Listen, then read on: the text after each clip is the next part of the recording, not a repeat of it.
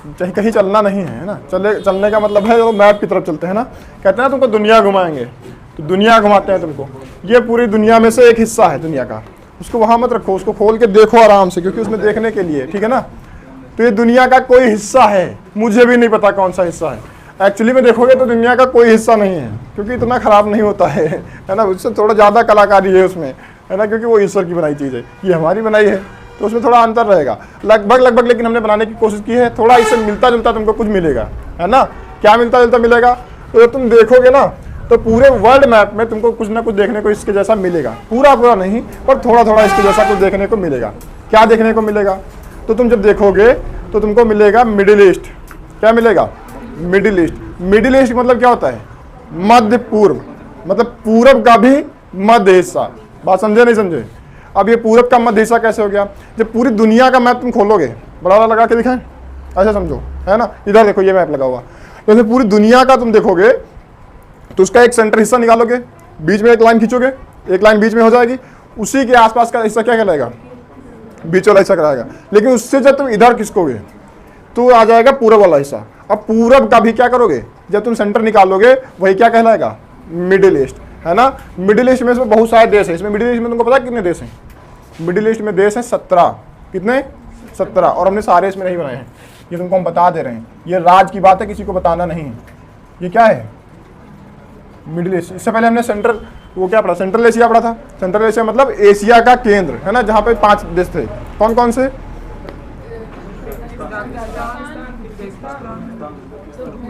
ये देखो कितना टाइम लगता है, कजाकिस्तान, किर्गिस्तान, ताजिकिस्तान, तुर्कमेनिस्तान और उज्बेकिस्तान, खत्म, इतना ही तो है ना। उसके बाद में फिर हमने पढ़ा जॉर्जिया, आर्मेनिया और अजरबैजान। जॉर्जिया आर्मेनिया जब पढ़ रहे थे तो हमने बताया था जॉर्जिया से सटा हुआ और आर्मेनिया से सटा हुआ एक देश था, इसका नाम था तुर्की। ये यहाँ पे वही बना हुआ है, ये जो बना हुआ है ना, ये तुर्की ही है। इधर यहाँ पे जॉर्जिया लग रहा है इसके इधर, और इसके इधर यहाँ नीचे आर्मेनिया लग रहा है। बात समझे नहीं समझे। तो इसके ऊपर तुम देखोगे तो फिर रूस वगैरह आ जाएगा, इसके इधर देखोगे तो फिर यूरोप चालू हो जाएगा, है ना। अब तुमको अपने मैप में मिला, देखो दोनों मिल गया, अब आइडिया लग गया। तो ये क्या है, ये वाला है पूरा मिडिल ईस्ट, है ना। ईस्ट का भी सेंट्रल वाला हिस्सा, इसमें आते हैं टोटल देश 17, और इसमें 17 बने नहीं हैं, इसमें कितने देश आते हैं, 17। जैसे सेंट्रल एशिया में कितने आते थे, 5 आते थे, इसमें आते हैं 17 देश, है ना। एक एक से स्टार्ट करते हैं, इसमें सारे नहीं बने हैं क्योंकि इधर हमने छोड़ दिया है एक इजिप्ट जो अफ्रीका का है, पर फिर भी किस में आता है, मिडिल ईस्ट में आता है ना। ऐसे बहुत सारे छोड़ दिए। यहाँ पे है साइप्रस, चलो बना ही दिया, देखो बन गया, कितना टाइम लगता है ना। साइप्रस बन गया फटाक से। तो ये क्या है, साइप्रस है, ये भी किस में आता है, ये भी मिडिल ईस्ट में आता है। बात समझे नहीं समझे, समझे कि नहीं समझे, समझ गए ना।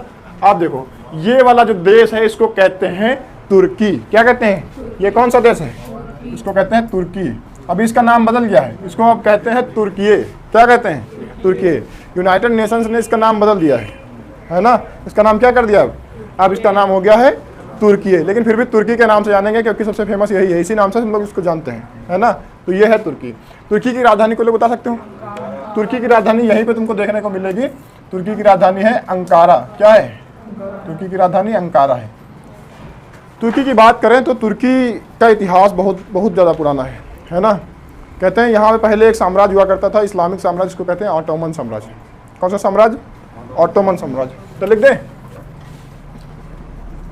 ऑटोमन, है ना। ये ऑटोमन साम्राज्य हुआ करता था। ये साम्राज्य बहुत बड़ा हुआ करता था, छोटा मोटा नहीं था, बहुत ही बड़ा हुआ करता था। इधर तुर्की से ऊपर देखोगे तो सर्बिया, इटली, बहुत दूर दूर तक यूरोप में भी फैला हुआ था ये ऑटोमन साम्राज्य। इसके इधर आओगे तो इधर तुमको पड़ेगा ईरान। ये तुमको यहाँ पे ये वाला हिस्सा है इराक का, फिर इसके इधर तुमको पड़ेगा ईरान, यहाँ तक ईरान तक फैला हुआ था, अफगानिस्तान तक इधर। और इधर नीचे इधर की तरफ जाओगे तो इधर तुमको पड़ जाएगा इजिप्ट, फिर नीचे सूडान, चाड, ये सब देशों में भी फैला। इधर लीबिया तक फैला हुआ था। मतलब उधर यूरोप, इधर एशिया और इधर अफ्रीका, तीन महाद्वीपों में फैला हुआ था। कितने महाद्वीपों में, 3 महाद्वीपों में फैला हुआ साम्राज्य था। इसका नाम था ऑटोमन साम्राज्य। पर इसका कुछ हिस्सा जो था, ये बीच वाला, ये वाला हिस्सा छूटा हुआ था। ये है, तुम देखोगे अपने मैप में तो ये सऊदी अरब है। ये देखो बड़ा वाला देश जो हम दिखा रहे हैं यहाँ पे, हालांकि बना नहीं उसके जैसा, पर थोड़ा थोड़ा अंदाजा लगाओ।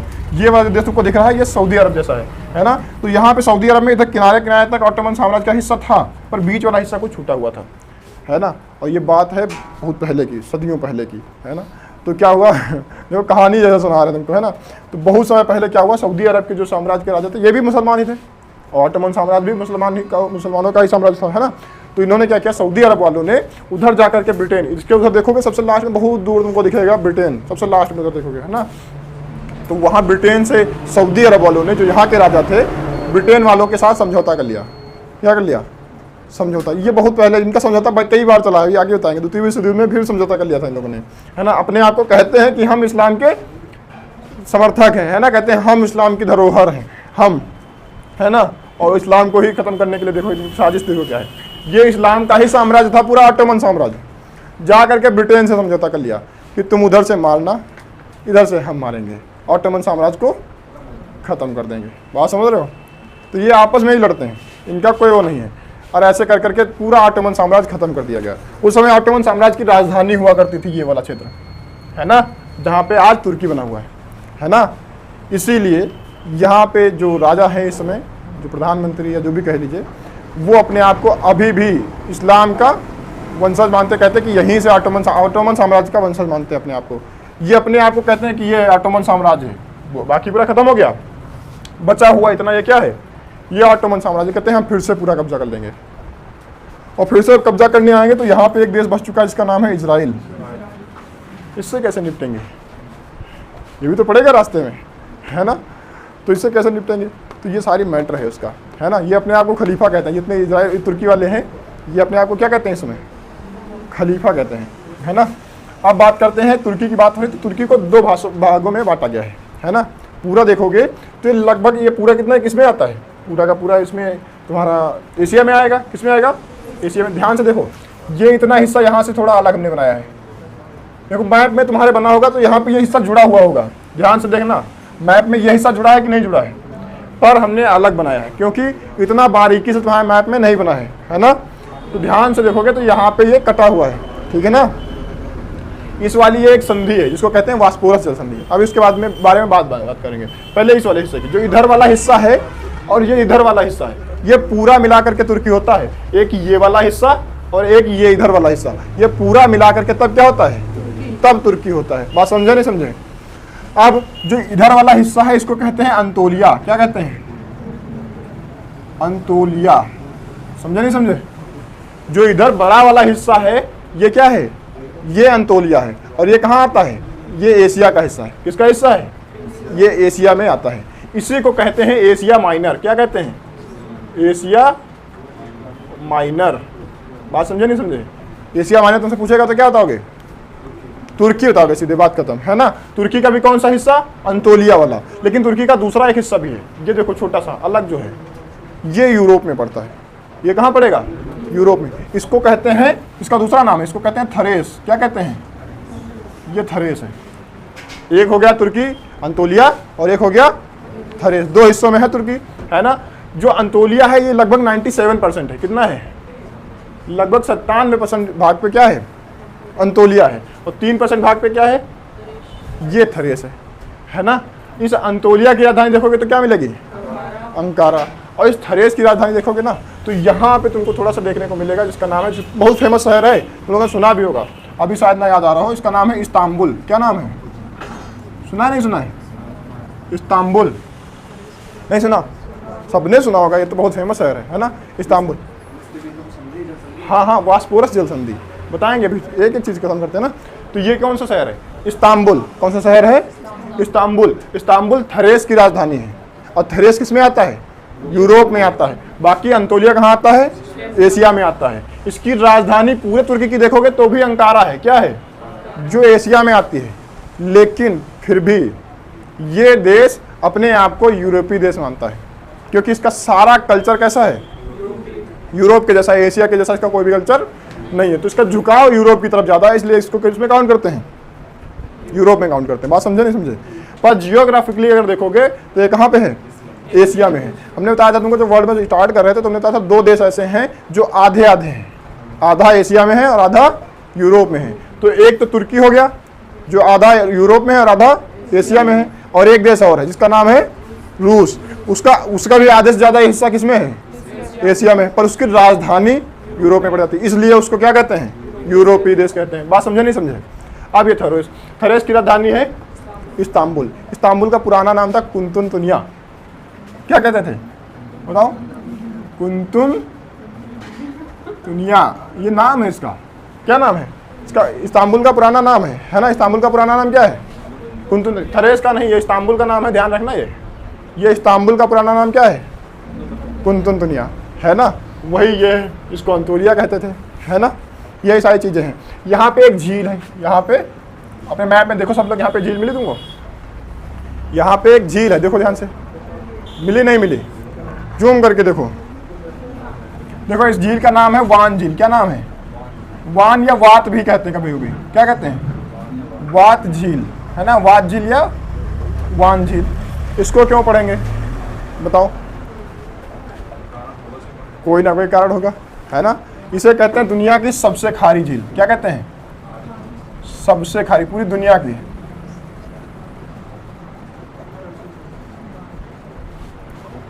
देखे, सुना है कभी? नहीं पढ़ा वान झील के बारे में, है ना? इसका जो घनत्व देखोगे, वो खारापन देखोगे, तो इसका खारापन है इतना। ये परसेंटेज का निशान नहीं है, ये खारापन दिखाने के लिए है ना? मतलब 1000 ग्राम में कितना नमक होगा? तो 1000 ग्राम में कितना नमक होगा? 330 ग्राम नमक होगा। वही तो खारा होता है। खारा मतलब क्या? उसमें नमक की मात्रा ज़्यादा है ना? तो इसमें इतना ज़्यादा नमक है कि 1000 ग्राम पानी, अगर 1 लीटर पानी निकाल लोगे तो उसमें 330 ग्राम नमक निकलेगा। सोचो कितना खारा होगा, है ना? परसेंटेज लिखते तो परसेंटेज ऐसे बनाते हो, है ना? ये क्या है? डेंसिटी की बात नहीं हो रही। नमक मिलाने से डेंसिटी इतनी नहीं बढ़ती। अभी बताएंगे डेंसिटी वाला भी। तो ये क्या है? ये परसेंटेज का निशान है ना? परसेंटेज का मतलब क्या होता था? ये इसको सीधा कर दो तो 1 हो जाएगा, और ये 2 बूंदियों को ऐसे लगा दो तो क्या हो जाएगा? प्रति 100 पर, है ना? तो परसेंटेज ऐसे बनता है। और ये लेकिन घनत्व वाला बनता है, इसमें 1 ऊपर लगती है, 2 नीचे लगती है। मतलब ये क्या है? 1 ऐसे कर दो और 3 जीरो ऐसे लगा दो, तो मतलब क्या है?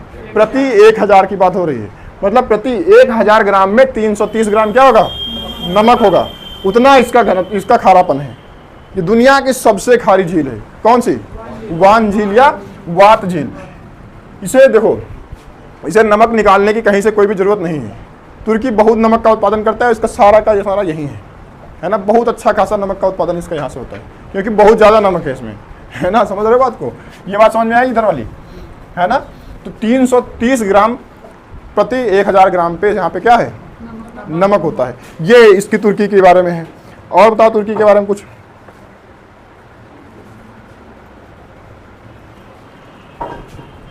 अच्छा, तुमको एक बात बताएं, यहाँ पे अगर तुम देखोगे तो तुमको यहाँ पे एक मिलेगा, ये जो ऐसा गोला बना दिया ना, ये हमने तुमको जब पढ़ाया था जॉर्जिया और आर्मेनिया। जॉर्जिया आर्मेनिया पढ़ा था, तो हमने कहा था ये जो जॉर्जिया और आर्मेनिया है, इसके इधर पश्चिम में देखोगे तो यहाँ पे तुमको एक सागर मिलेगा। इसका नाम क्या था? ये काला सागर है। कौन सा सागर है? काला सागर है। लेकिन इसके बीच में भी एक जगह है जो क्या है? पानी से भरी हुई है। कौन सी? ये इस जगह को कहते हैं, जो ये वाला हिस्सा है इतना, ये बीच में, ये कौन सा है? इसको कहते हैं मरमरा सागर। कौन सा कहते हैं? मरमरा सागर, है ना? ये झील नहीं है दोनों, ध्यान रखना। काला सागर भी सागर है और मरमरा सागर भी सागर है। इसके नीचे इधर देखोगे तो बहुत बड़ा सा तुमको क्या मिलेगा? ये भूमध्य सागर है। क्या है? भूमध्य सागर है। तो मरमरा सागर को काला सागर से मिलाने वाली एक संधि देखो, पतला सा रास्ता है, जो पतला रास्ता, 2 सागरों के बीच में जो एक पतला रास्ता होता है उसको कहते हैं संधि। क्या कहते हैं? अगर पतला रास्ता है तो संधि कहलाएगा, लेकिन अगर खूब चौड़ा रास्ता है तो उसको तब चैनल कहेंगे उसको, है ना? इंग्लिश चैनल नाम सुना है? नहीं सुना है? फेमस है बहुत। तो जब चौड़ा रास्ता हो जाता है तो क्या हो जाता है? तब वो चैनल हो जाता है ना? लेकिन अगर पतला रास्ता है तो, सकरा है तो वो संधि कहलाएगा, है ना? तो बहुत पतला रास्ता है यहाँ पे, तो अपने मैप में देखोगे तो वहाँ पे दिखेगा भी नहीं, बनाया भी नहीं होगा, है ना? ये एक संधि है जो काला सागर और मरमरा सागर को आपस में मिलाती है। इसको कहते हैं वास्पोरस जल संधि। कौन सी संधि है? वास्पोरस जल संधि। समझे नहीं समझे? ये कहाँ पे है? तो ये वाली, ये जो बीच में यहाँ पड़ रही ना, ये क्या है? यही है वास्पोरस जल संधि। बहुत बार नाम सुना होगा, बहुत फेमस है। यही जल संधि का नाम ऐसे भी पूछा जाता है कि यूरोप को एशिया से अलग करने वाली जल संधि कौन सी है? तो वास्पोरस जल संधि है। ऐसे पूछा जाता है यूरोप को एशिया से अलग करने वाला सागर कौन सा है? तो काला सागर, है ना? यही सारे क्वेश्चन है। तो पूरा इतना मैप समझ लोगे तो उसके आसपास से क्वेश्चन आएगा, कॉमन सेंस लगा के अपने आप कर सकते हो, है ना? तो इसी को क्या कहते हैं?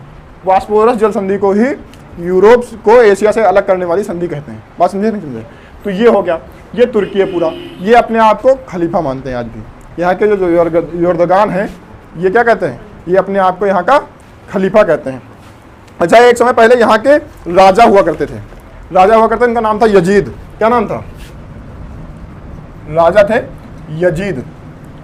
बहुत समय पहले की बात है, इस्लाम की शुरुआत हो रही थी उस समय। इस्लाम शुरुआत नहीं कहेंगे, उसके बाद की बात है, इस्लाम की शुरुआत थोड़े दिन बाद की बात, जब पैगंबर मोहम्मद चले गए उसके बाद में जब खलीफा वगैरह रहने लगे, है ना। तो खलीफा वगैरह कहाँ रहते थे? यहाँ रहते थे। ये है सऊदी अरब है पूरा, ये सऊदी अरब में एक जगह है मक्का।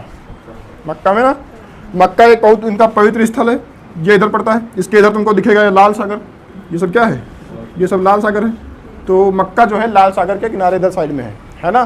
तो यहाँ पे रहते थे कौन? खलीफा। कौन रहते थे? खलीफा। अच्छा, खलीफा यहाँ पे उस समय थे नहीं, यहाँ पे खलीफा के नाती रहते थे।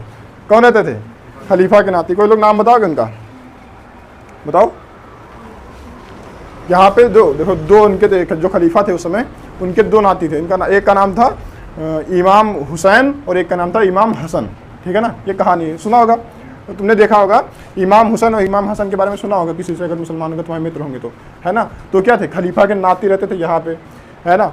अब यहाँ का जो राजा था, यहाँ का नहीं, ये राजा यहाँ, सॉरी इसमें बता दिया ना, ये राजा यहाँ का था, गड़बड़ कर दिया इधर तो। ये है सीरिया। क्या है ये सीरिया है। चलो कहानी बताने के चक्कर में इधर से उधर पहुँचा दिया इसको, है ना। ये सीरिया है। सीरिया के एक राजा था जिनका नाम था यजीद, है ना। वो क्या किए, उन्होंने कहा कि अभी जो खलीफा है यहाँ से इनको हटा देंगे, अभी खलीफा कौन बनेगा? हम बनेगा। अभी खलीफा कौन बनेगा? हम। तो ये यजीद कहा कि अब हम खलीफा बनेंगे, लेकिन उसके पहले तुमको क्या करना पड़ेगा? खलीफा को ख़त्म करना पड़ेगा। करना पड़ेगा नहीं पड़ेगा, है ना। खलीफा क्या होते हैं? जैसे तुम्हारे यहाँ हिंदू धर्म में क्या होते हैं? धर्म गुरु होते हैं, वैसे इस्लाम में खलीफा होते हैं, है ना। जैसे ईसाई में पोप होते हैं, है ना। तो वैसे ही धर्म गुरु कह सकते हो इनको, जो खलीफा होते हैं। तो इन्होंने कहा कि अब धर्म गुरु भी हम ही होंगे, राजा भी हम ही होंगे, सब हम ही होंगे। उसके लिए तुमको क्या करना पड़ेगा? इनको ख़त्म करना पड़ेगा। तो ये यहाँ से भाई साहब यहाँ से कहाँ चले आए? यहाँ से चले आए यहाँ। इधर देखो ध्यान से, क्या हुआ? ऊपर जा रहा है? नहीं, देखो थोड़ा कहानी से रिलेट करके तो समझ में आएगी चीज़ें, है ना। यहाँ से चले आए यहाँ, ठीक है ना। अब यहाँ पे इन्होंने दौड़ाया किसको? यहाँ से खलीफा के नाती थे जो इमाम हुसैन और इमाम हसन, इनको दौड़ाया। अब ये यहाँ से भागे इधर, कहाँ भाग के गए? ये कौन सा देश है? इराक। इराक में एक जगह इसका नाम है करबला। क्या नाम है? करबला। ये है करबला, बहुत फेमस शहर है, हाँ, इस्लाम धर्म के लिए ये भी बहुत पवित्र स्थल है ना, करबला। ये यहाँ से भाग के गए करबला। अब ये भैया इधर से घेर लिया इनको। ये जाकर के क्या किया? जो ये यजीद था इनको घेर लिया, महीनों तक इनको घेरे रखा। फिर इनसे इनका खाना पानी सब बंद हो गया उधर, है ना। फिर लास्ट में इनसे सरेंडर करने को कहा गया। तो ये लोग सरेंडर किए नहीं, भूखे मर गए अंदर ही, है ना। हाँ, इमाम हसन और इमाम हुसैन। तो बहुत ही बुरी मौत उसने यजीद ने इनको दिया था, है ना, यहाँ पे। तो करबला में उनकी हुई थी मृत्यु। तो जिस दिन मृत्यु हुई थी ना, उसी दिन को वो लोग शोक के रूप में मनाते हैं। इस्लाम धर्म के लोग उसी को शोक के रूप में मनाते हैं। वो ताजिया वगैरह निकलती है ना, उसमें तुमने देखा होगा मुस्लिम लोग होते हैं ब्लेड वगैरह लेके हाय हसन करते रहते हैं। वो हसन ही हैं, इमाम हसन, है ना। और एक हुसैन होते हैं, हाय हसन एक बार कहते हैं, हाय हुसैन कहते हैं। तुम सुनोगे तो तुमको सुनोगे एक ही जैसा लगता है। मारते रहते हैं अपने आप को, तुमने देखा बहुत सारे कोड़े लेकर के मारते रहते हैं, कुछ ब्लेड लेकर शरीर काटते रहते हैं। ये अपना है शोक मनाने का उनका अपना तरीका है ना। तो हुआ क्या था, यहाँ पे यजीद ने इनको घेर करके मारा था। इसीलिए इनका ये वाला स्थान भी पवित्र, करबला भी इनके लिए बहुत फेमस स्थान हो गया, धार्मिक रूप से बहुत पवित्र है इस्लाम धर्म में, है ना। तो ये खलीफा के नाती थे इमाम हसन और इमाम हुसैन। उस समय यही खलीफा थे, इससे पहले वाले खलीफा के नाते थे। तो ये यहाँ से ख़त्म कर दिया इनको, समझे नहीं समझे। उसी के मनाते हैं ताजिया के रूप में, शोक के रूप में। ताजिया ही मनाता शायद, है ना, ताजिया ही है ना। तो शोक के रूप में ये लोग ये पर्व मनाते हैं, इसको कहते हैं ताजिया, उनकी मृत्यु के दिन पर ही, है ना। ये सीरिया हो गया। सीरिया को जानने से पहले थोड़ा थोड़ा देख लो इसके बारे में। ये है साइप्रस। कौन सा देश है? साइप्रस। साइप्रस की राजधानी है निकोसिया। क्या राजधानी है? साइप्रस की राजधानी है निकोसिया। ये इसकी क्या है? राजधानी है ना।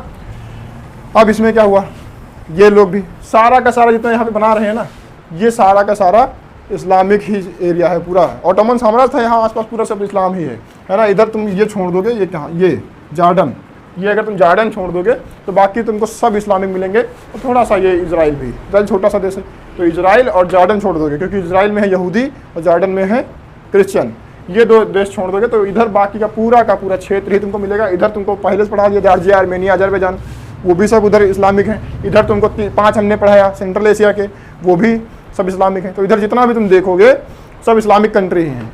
तो इधर इन्होंने क्या हुआ, इनको जहाँ पे इस्लाम लोग ज़्यादा रहते हैं ना, तो कहते हैं इस्लामिक लोग ज़्यादा दिमाग में लगाते हैं नहीं, है ना, भड़कने वाली बात नहीं है, वैसे बता रहे हैं ना।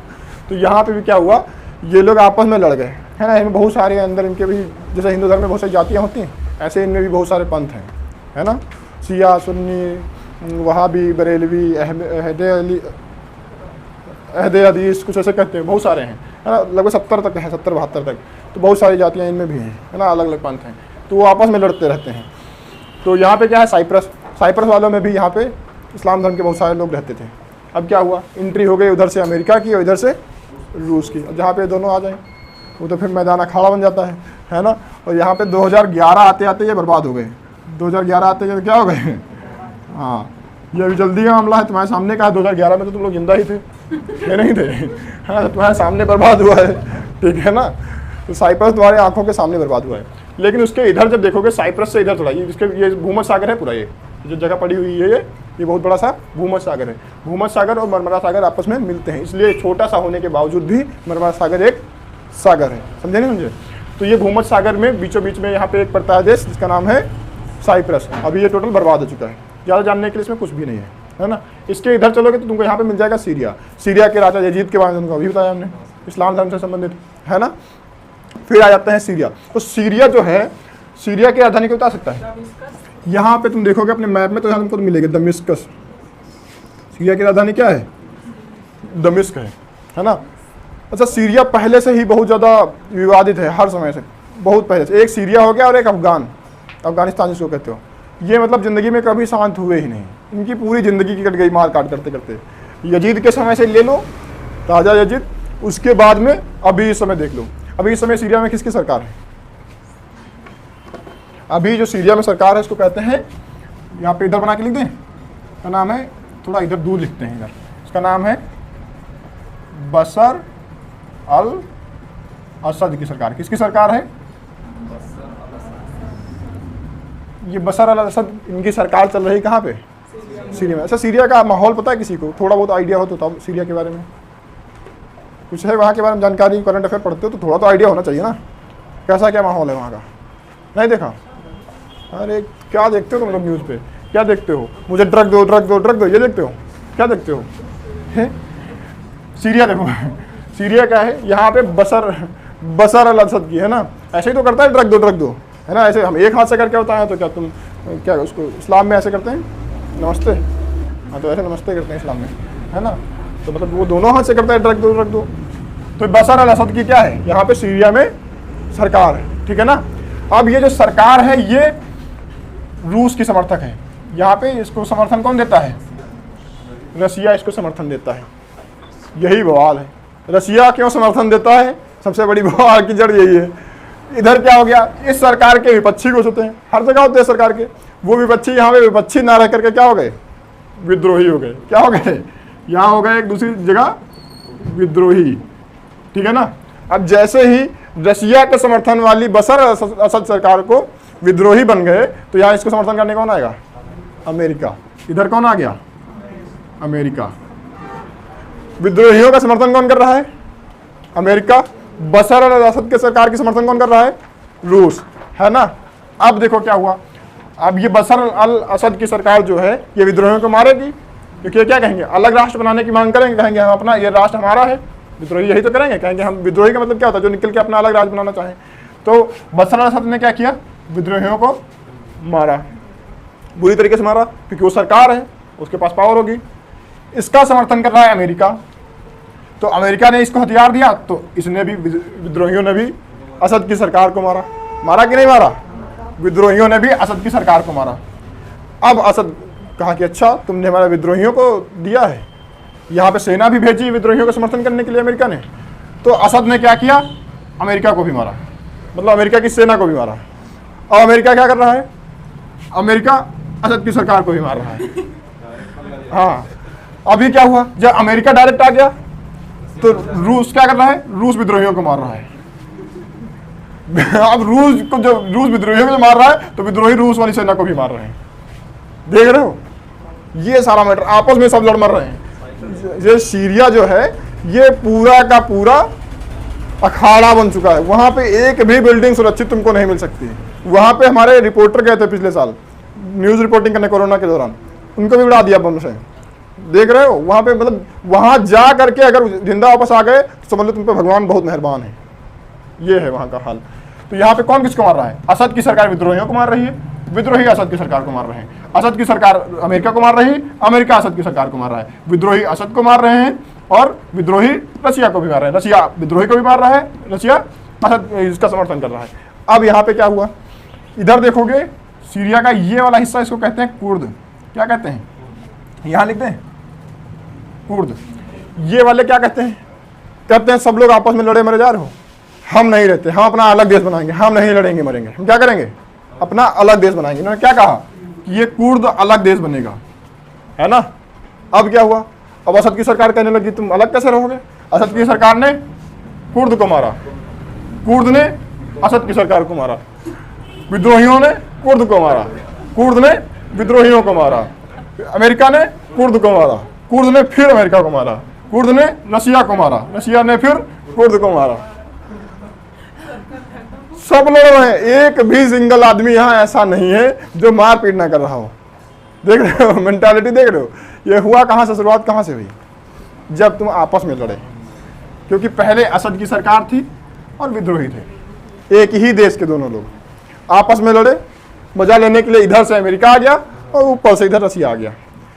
तुम दोनों लोग ध्यान से देखो, सब लोग देखो ध्यान से इसमें कि एक अमेरिका हो गया और एक रसिया। क्या ये दोनों लोग आपस में लड़े, क्या रसिया ने अमेरिका को मारा या अमेरिका ने रसिया को मारा, हमने तो कहीं पे नहीं कहा ऐसा। इन दोनों ने आपस में कहीं पे भी कोई लड़ाई नहीं की। मतलब ये अभी भी दुनिया के सबसे शांतिप्रिय देश हैं, अभी भी दुनिया के सबसे शांतिप्रिय देश। जबकि विद्रोहियों को हथियार किसने दिए, अमेरिका ने। असद की सरकार का समर्थन कौन कर रहा है, रसिया। कुर्द के पास हथियार कहाँ से आ रहे हैं, अमेरिका और रसिया से। मतलब ये इतना सारा बवाल करा देने के बावजूद भी ये शांतिप्रिय देश है। दुनिया की सबसे बड़ी ताकत ये है। अभी भी ये कहीं पे भी कोई नहीं कहेगा खुल के कि ये आतंकवादी हैं। आतंकवादी क्या, आतंक फैलाने वाले आतंकवादी कहलाते हैं ना, दूसरे को मारने वाले मरवाने वाले, वही आतंकवादी। इन्होंने क्या नहीं किया, अमेरिका ने क्या नहीं किया, रूस ने क्या नहीं किया यहाँ पे तड़बड़ मचाने के लिए। हो रहा है कि नहीं हो रहा है। इनको कोई कहेगा कि आतंकवादी हैं, नहीं।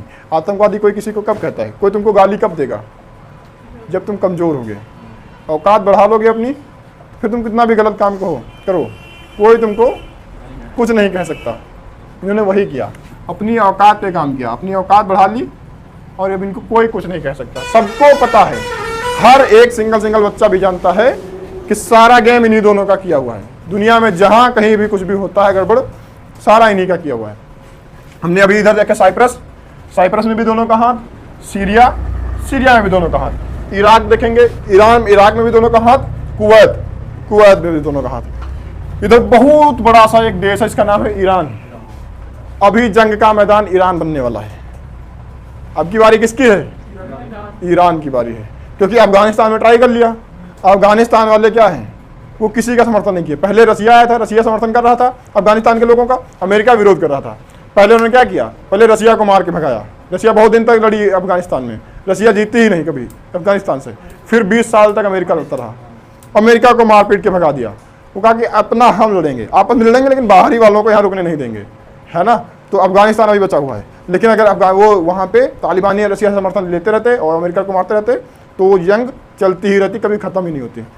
और रसिया अभी भी अफगानिस्तान में उतना शांति नहीं, क्योंकि वो जो सरकारें हैं ना, 20 साल से तुम अगर लगातार तुम लड़ते रहोगे तो 20 साल में लगभग तुम्हारी एक पीढ़ी खत्म हो जाएगी, है ना। युवा पीढ़ी खत्म हो जाएगी, वृद्ध हो जाएंगे सब, है ना। उसके बाद में जो अगली वाली पीढ़ी आएगी वो भी उस 20 साल से लड़ रही होगी, तो वो भी पढ़े लिखे तो लोग होंगे नहीं वहाँ पे, होंगे क्या, उनको इंटरनेशनल उतना ज्ञान होगा, ये सब पता होगा, ये सब कहाँ से क्या हो रहा है, नहीं होगा। लेकिन अब उनके हाथों में सरकार है, ज्ञान भले ना हो पर सरकार हाथों में है, तो वही चलाएंगे। तो क्या अफगानिस्तान का इधर कुछ हो सकता है विकास, नहीं।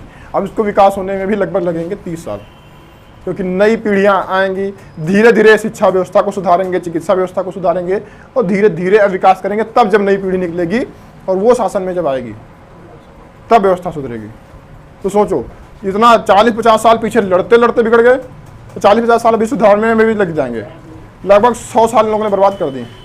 और यही अब ये लोग क्या चाह रहे हैं कि इधर ईरान बड़ा सा देश है, ईरान में भी यही करेंगे, ईरान में भी यही करना चाह रहे हैं। अब ये क्या करेंगे, अभी युद्ध का मैदान किसको बना रहे हैं, ईरान को। और इस वाले में सामने से कौन आ रहा है, रसिया तो आएगा ही, रसिया तो आ ही रहा है उसके समर्थन में। लेकिन इधर अमेरिका है और अमेरिका यहाँ फ्रंट पे नहीं आता है। अमेरिका क्या करता है, यहाँ पे अमेरिका का एक समर्थक देश है जिसका नाम है इजराइल, और यहाँ पे ईरान में कौन काम करेगा, डायरेक्ट इजराइल। और इजराइल से पंगा लेने की किसी में भी हिम्मत नहीं है। पूरे दुनिया में देखा जाए तो 2-4-5 देश ऐसे हैं जिनको छोड़ दिया जाए, बाकी इजराइल से कोई टक्कर नहीं ले सकता। इवन भारत भी इजराइल से टक्कर लेने के लायक नहीं है।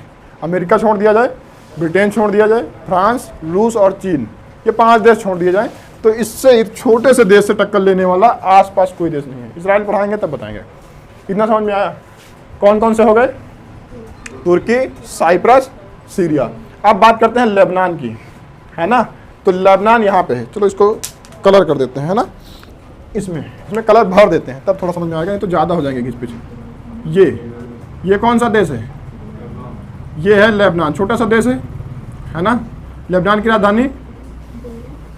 की राजधानी है बेरूत, है ना। इसको यहाँ नीचे लिखेंगे, इधर ये देश कौन सा है, लेबनान। कौन सा देश है, लेबनान। इसकी राजधानी कौन सी है, बेरूत।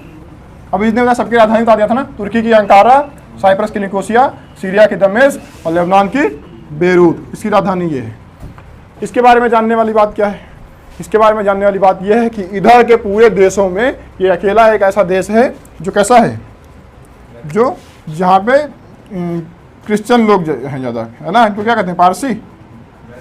हाँ, क्रिश्चियन को पारसी तो कहते हैं, पारसी नहीं, अरे क्रिश्चियन लिखो सीधे, ठीक है ना, क्रिश्चियन, ठीक है। क्रिश्चियन लोग यहाँ पे ज़्यादा हैं। ईसाई, पारसी नहीं कहते हैं, पारसी अलग होते हैं, ये ईसाई हैं। क्या हैं यहाँ पे, इस पूरे मिडिल ईस्ट में एकमात्र ऐसा देश है जहाँ पे क्या है, ईसाई बहुमत में। ऐसा नहीं कि यहाँ पे मुसलमान नहीं है, मुसलमान हैं यहाँ पे, पर ईसाई ज़्यादा है यहाँ पे, ठीक है ना। तो ईसाई बहुल देश ये है। लेकिन यहाँ पे गड़बड़ ये हो गया कि यहाँ पे एक बंदरगाह था, बंदरगाह बेरूत में ही बंदरगाह था। छोटा सा देश है तो उसमें अलग अलग क्या होगा, बेरूत में ही एक बंदरगाह था, वहाँ पे ब्लास्ट हो गया, तो चला नहीं ज़्यादा दिन, क्योंकि सन 2000 में यहाँ पे एक जहाज़ आया, पूरी लिखते हैं, ये एक बेरूत जो इनका राजधानी है, यहाँ पे एक बंदरगाह है बेरूत में ही, बंदरगाह, है ना। और सन 2000 में यहाँ पे एक जहाज़ आया जो किससे भरा हुआ था, अमोनियम नाइट्रेट से। किससे भरा हुआ था, अमोनियम नाइट्रेट से, है ना। और ये क्या होता है, विस्फोटक होता है। अमोनियम नाइट्रेट कैसा होता है, ये होता है विस्फोटक। तो अमोनियम नाइट्रेट से भरा हुआ जहाज जब यहाँ पे आया बेरूत के बंदरगाह पे, यहाँ पे किनारे, क्योंकि ये इधर क्या है, भूमध्य सागर के थ्रू कहाँ पे आया, बेरूत के बंदरगाह पे। और यहाँ पे जैसे ही आया वो ब्लास्ट कर गया, ये हादसा हुआ यहाँ पे। और यहाँ का सबसे ज़्यादा जानने वाला यही फेमस यही है, यहाँ का ये हादसा, बेरूत के बंदरगाह पे बहुत बड़ा विस्फोट हुआ। ये बड़े बड़े विस्फोटों में इसका नाम आता है कि ये अमोनियम नाइट्रेट से यहाँ पे ये बंदरगाह, पूरा का पूरा बंदरगाह तबाह हो गया था, है ना।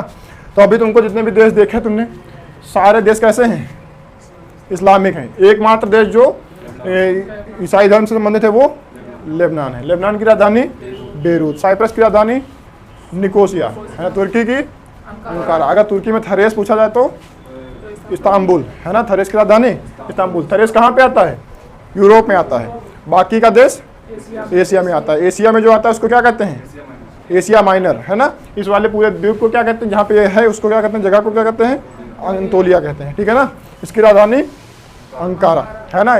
और उसके ऊपर देखोगे, तुर्की के ऊपर तो कौन सा पड़ता है, काला सागर, ब्लैक सी, है ना, काला सागर। नीचे बीच में देखोगे जो थरेस और अंतोलिया के बीच में है उसको क्या कहते हैं, मरमरा सागर। ये काला सागर और मरमरा सागर को आपस में मिलाने वाली जल संधि क्या कहलाती है, वास्पोरस की जल संधि कहलाती है, ठीक है ना।